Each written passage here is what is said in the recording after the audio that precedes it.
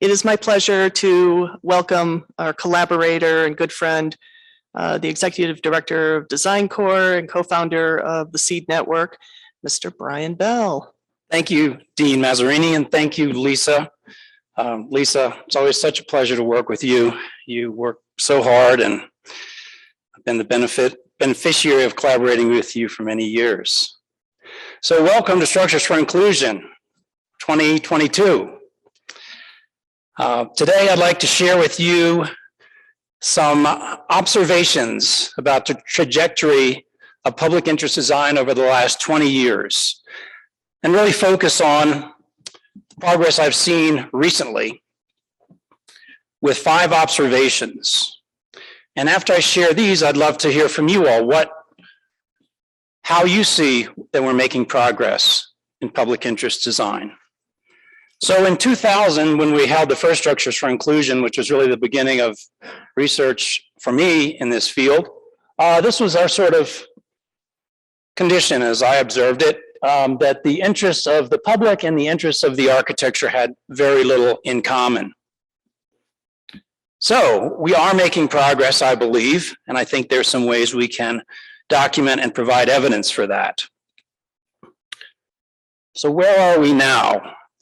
One way I like to think about our progress is using Everett Rogers' theory of innovation. And Rogers proposes that there are 5 stages to the adoption of an innovation, such as the practice of public interest design. And he has a curve with 5 groups of adopters. First are the innovators. These are people who want to be first to try the innovation. They are venturesome and interested in new ideas. These people are very willing to take risks and are often the first to develop new ideas. The second bucket of adopters are the early adopters. These are people who represent opinion leaders. They enjoy leadership roles and embrace change opportunities. They're already aware of the need to change and so are very comfortable adopting with new directions. Third is the early majority. These people adopt new ideas before the average person.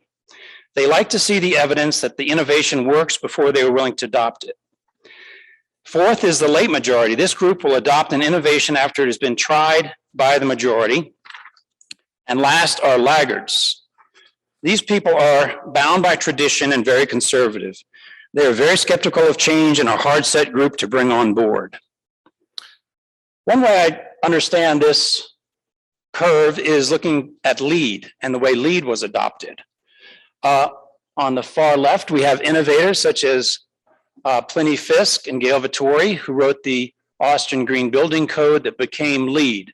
So very visionary innovators. Early adopters might be somebody like Bill McDonough, who brought a lot of attention to sustainability and then the use of LEED.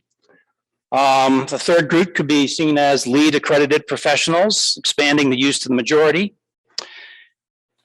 And then an example of the laggards would be somebody like IBM doing a certified headquarters, LEED certified headquarters, motivated because everybody else has done it already. So one important thing to realize is not, because that curve is flat at the end doesn't mean it's not being adopted anymore.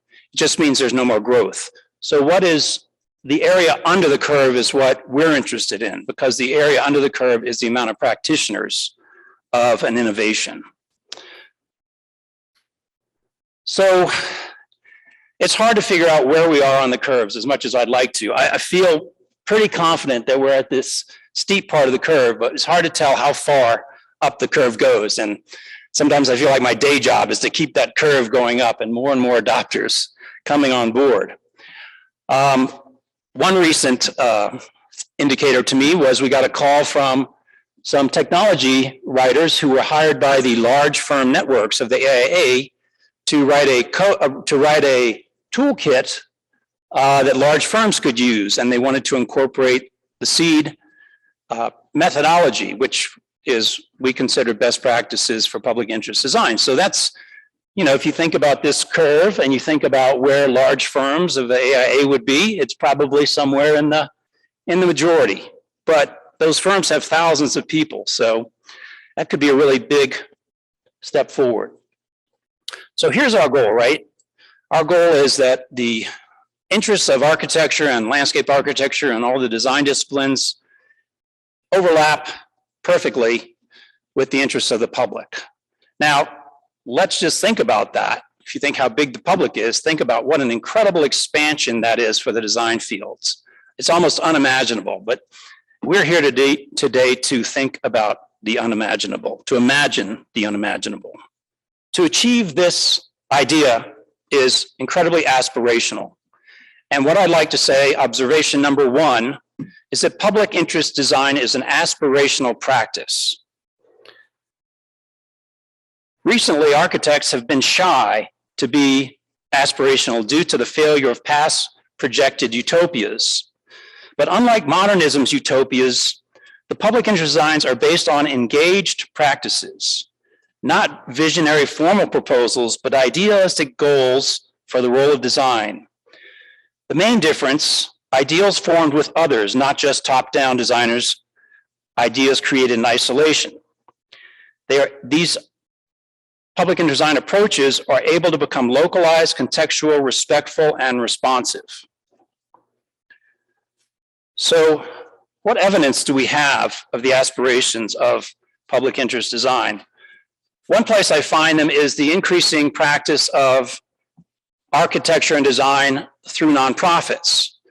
By law, a nonprofit has to have a mission statement. So let me show you a couple of mission statements.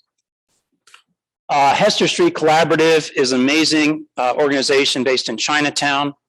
It's been there many years. Their mission is empower residents of underserved communities by providing them with the tools and resources necessary to have a direct impact on shaping their built environment. This is aspirational. A more recent nonprofit, Designing Justice and Designing Spaces, has this mission statement: in mass incarceration through place-based solutions that address its root causes: poverty, racism, unequal access to resources, and the criminal justice itself. That is certainly aspirational. Now, a vision is even more aspirational than a mission, and this is the vision of the SEED network. Every person should be able to live in a socially, economically, and environmentally healthy community. I think we can see that that is a utopian vision, but it's one that we believe in and we practice in the field to try and achieve. Will we ever achieve these aspirations? I have no idea. It still seems impossible, but I have seen lots of progress just in my own experience since I graduated from architecture school. None of this was ever mentioned to me in architecture school, not one word. So now that I'm teaching a course in public interest design, we have degrees in public interest design, I can't believe how far we have come already. Otherwise, I would have an incredible sense of frustration by being an architect and a designer, because I would feel like I can't contribute and I would be irrelevant. In fact, I read an inspiring quote from the founder of the Me Too movement who says, "Opportunity is a gift."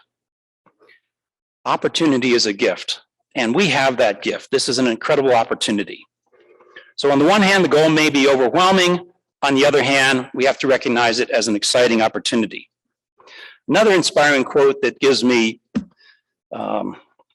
strength is by the musician Janice Stafford, who said, "I cannot do all the good that the world needs, but the world needs all the good that I can do." So yes, we are not conceding utopian visions. Public interest design is advancing utopian visions. That's observation number one. Observation number two, I'd like to talk about aesthetics and beauty. Aesthetics and beauty matter in public interest design. Recent work shows that beautiful form is part of public interest design, but is not random form making. The public interest design aesthetics are based on a contextual process where form evolves from a dialogue between the designer and the physical and social context, between the artistic inspiration and the inspiration of the community. As one example, I'll quickly go through one of our keynote speakers. I don't want to steal his thunder and Fauna's thunder, but the incredibly beautiful work of Teddy Cruz and Fauna Foreman. This is Living Rooms on the Border. I'm just going to quickly go through it. And this has actually been built in the last year. So, and Teddy is really an artist, and we see that in his work.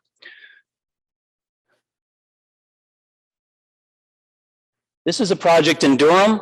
This was a renovation of an old library that was basically solid concrete. And they opened it up. They created a front porch to the community. The librarians wanted to put a technology sector on the top floor.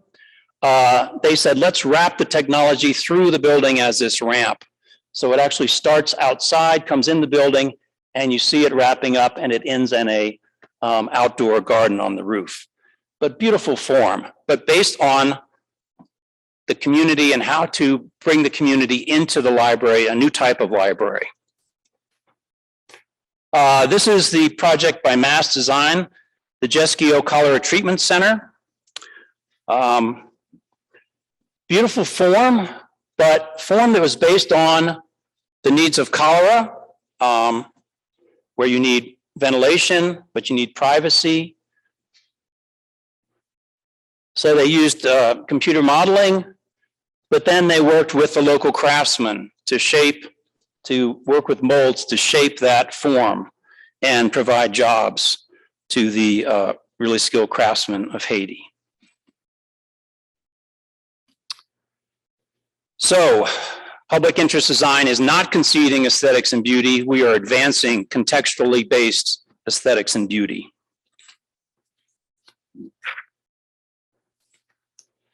Now I want to talk about my most recent research with Dr. Farhana Ferdu in our book, and what I learned from the 57 authors that we selected to include in 30 chapters. The submissions selected for chapters and case studies were both broad in diversity and deep in expertise.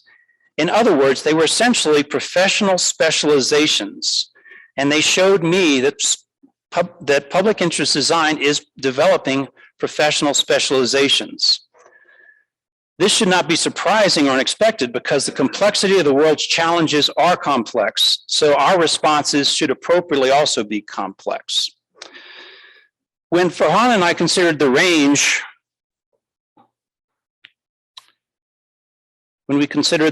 of submissions, what became an interesting and at times very difficult discussion between us was how we could categorize the submissions. We came up with 5 groups, and I see these as almost 5 professional specializations. So observation 3 is that specializations are emerging in public interest design. Clearly, these are not a final grouping, but suggest that this is beginning of understanding where the field is headed. Specializations as a means to addressing the complex needs of diverse cultures and challenges around the world.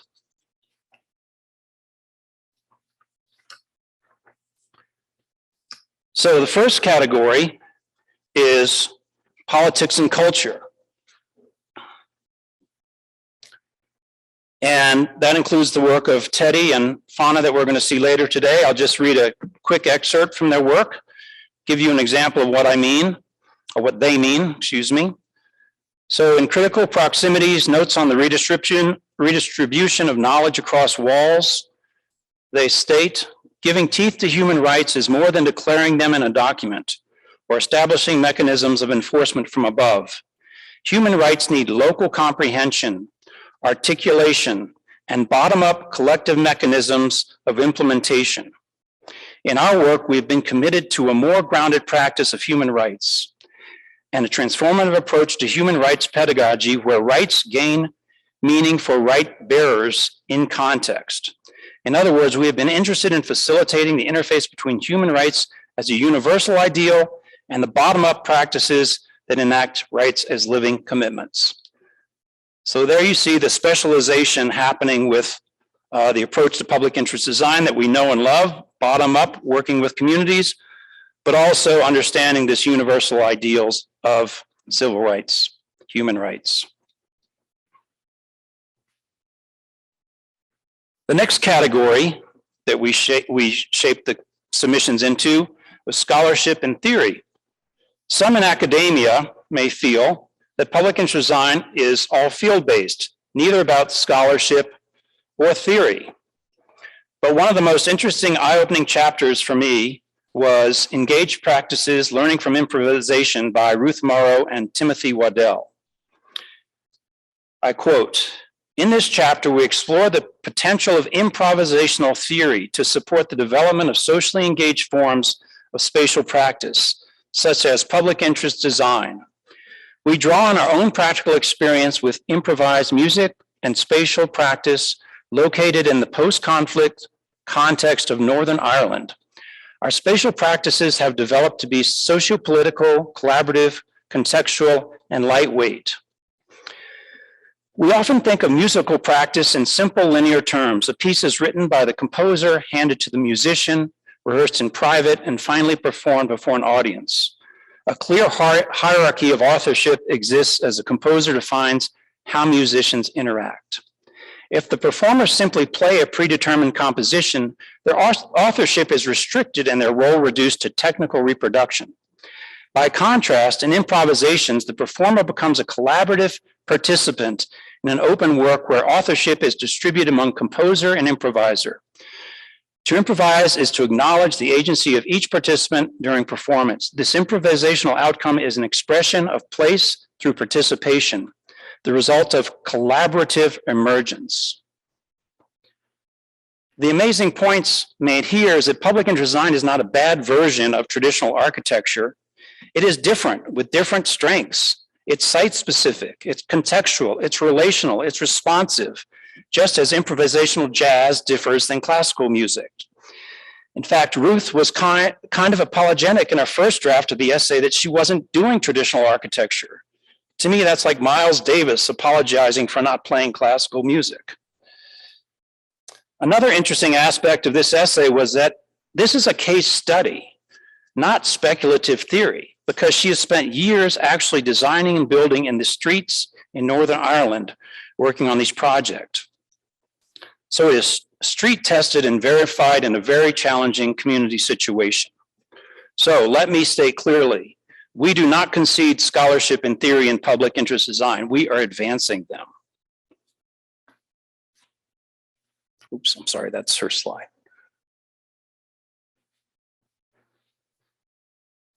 What's happening in practice? Technology is giving public interest design tools for engagement and access that we have never had before. This is an example by John Folan. It's called Navadapt. His chapter is called Capturing Paths of Inclusivity by John Folan and the Carnegie Mellon Studio. He states, "The ever-evolving sensory revolution in technology has enormous potential to improve the efficacy and reach designers who collaborate with underlations. Reality capture enables nuanced observation, understanding of human behavior and space. Immersive media platforms like virtual reality and interactive multisensory platforms like augmented reality enhance understanding of conditions through experience. There is no greater at-risk community where digital sensory technology can be used to enhance inclusiveness and agency through design than the disabled community. An estimated 40 million Americans, or 12.6% of the non-institutionalized population, are people with disabilities." The Navadapt Lab is a mobile prototyping laboratory for the development of adaptive living environments that better serve the needs of populations with physical and mental disabilities. The production of the lab, iterations of adaptive living environments prototyped with the lab, and physical testing rely on the use of reality computing. An emerging field of contemporary architectural practice, reality computing employs a digital workflow predicated on high-resolution behavior spatial capture, computational analysis, and digital fabrication, or capture, compute, create. In an effort to capitalize on what is afforded through the digital workflow, Navadapt Lab was developed as a mechanism for enhancing the ability of designers and users, stakeholders, and the general public to understand issues related to the environmental needs of disabled populations. So, to be clear, public interest design is advancing practice through innovations in technology.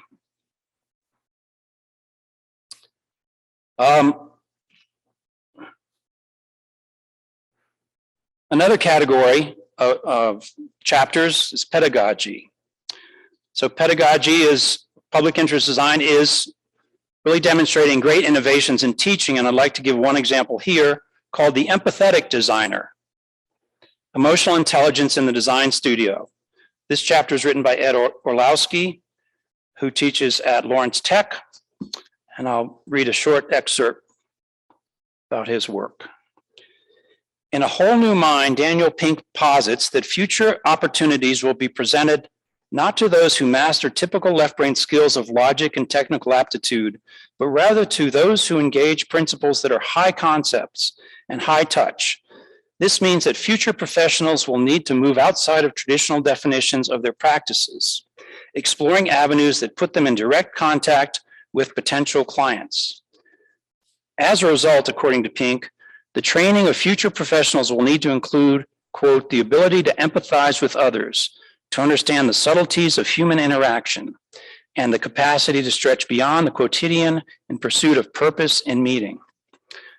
Ed goes on to explain how he incorporates that in his studio by giving students a range of empathetic experiences, and it's part of his learning outcomes for the design studio.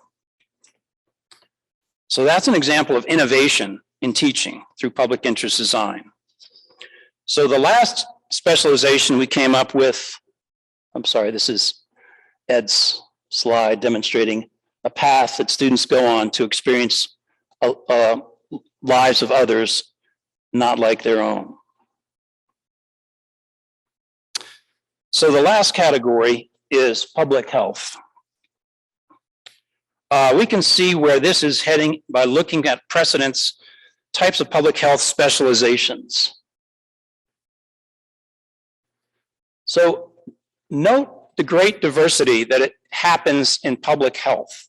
Okay, this is the kind of diversity of specialization that I think we're headed to in public interest design. You have things as different as biostatistics, epidemiology, maternal and child health, and mental health. Each, importantly, is a specialization, but all under an umbrella of public health. Notice something like mental health is also part of private practice, private medical practice. So some of these, the expertise developed in private practice informs very well, in part, the public health version. So that's an example of how mental health can learn from traditional medicine and also inform, to some degree, specializations of public health. So what I would propose to you today is that this is an area of promising discovery. And what you see here is where the overlap hasn't happened yet in mental health. I call it the discovery zone because what's known in private healthcare design has yet to inform public interest design in practice. But there could be a great overlap, could be high learning curve from private healthcare design. So just as a quick example, I'm going to shoot through the work that my students did working on a rural health project. Again, we were working with LS3P, a for-profit large firm, and our studio was looking for ideas in this discovery zone of access to rural health. Of course, one of the things that all of these have in common is engagement. And that's why we ended up calling the book All-Inclusive Engagement Towards the Future of Social Change. So in our engagement in the studio, these were all the stakeholders we worked with, including the fire chief. The reason we ended up working the fire chief was interesting because we were looking at the health assessment for the county, and the students said, well, there's not a lot of people from the low-resourced areas who answered these surveys. And we asked the surveyor why, and she said they don't trust healthcare. Well, we all have had quite a lesson in in that problem in the last 2 years. But we said, well, who do they trust? And they said, well, they trust the local fire department. So we said, well, let's work with the local fire department and see if we can convey that sense of trust to people getting things like diagnostic healthcare and vaccinations and testing. So that's where we kind of found this sweet spot together working with LS3P. And so these are all of the subspecialties that the students found, not just found, but actually put into their design projects. So everything from obesity to emergency management, emergency shelters, response to flooding, all of these were, we realized access to rural healthcare was not just providing hospital bed spaces. In fact, they had hospital bed spaces. These were the complexities of access to rural healthcare. So this is just an example of how these issues are very complex, but that's a real exciting opportunity also. One obvious one was that anything that is built has the ability to be used for hurricane recovery because this is in a hurricane zone. FEMA has to use a used car shop when they come every 2 years or so for a hurricane recovery. So here's one other observation for me personally that I mentioned is we have now certificates in public interest design. We have degrees in public interest design. To me, thinking when I was in school 40 years ago, that would even be possible, to me just shows incredible growth. We have a new advanced architectural studies with a focus in public interest design. We're always a little bit behind Portland State, but they have a degree and they have a certificate. So my last observation.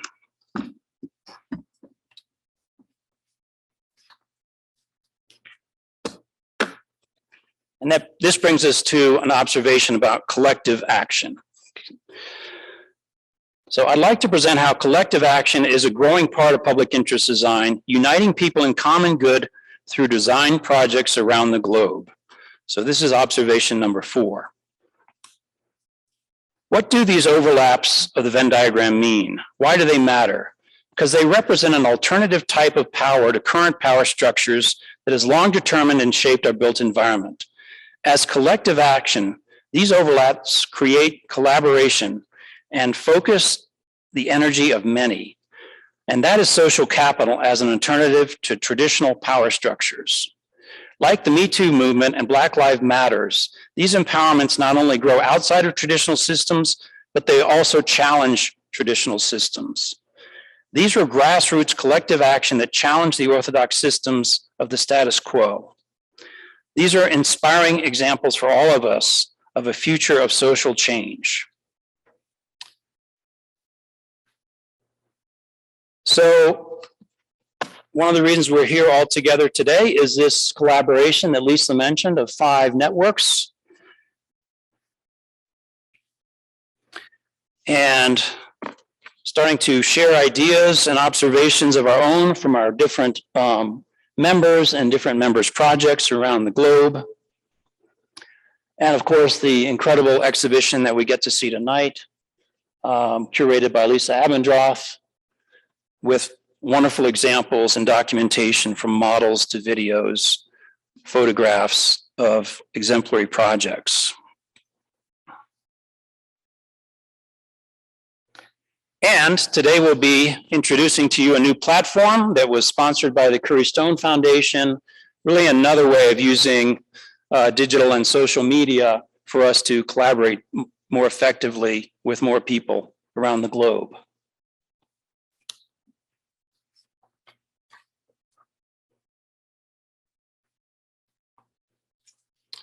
So my final observation is one more thing that I have learned is that there isn't just a singular common good or good difference. These are as varied as every project would be in every community. In fact, it's the common goods and good differences. And I've also learned that these relationships are not static like this diagram suggests either.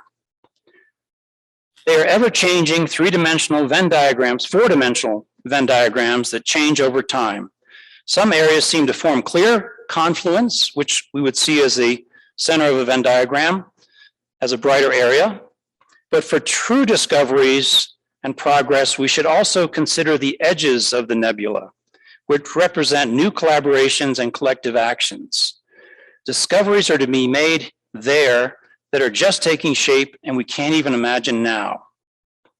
Maybe we even need to consider an area of specialization between public interest design and astronomy. Thank you.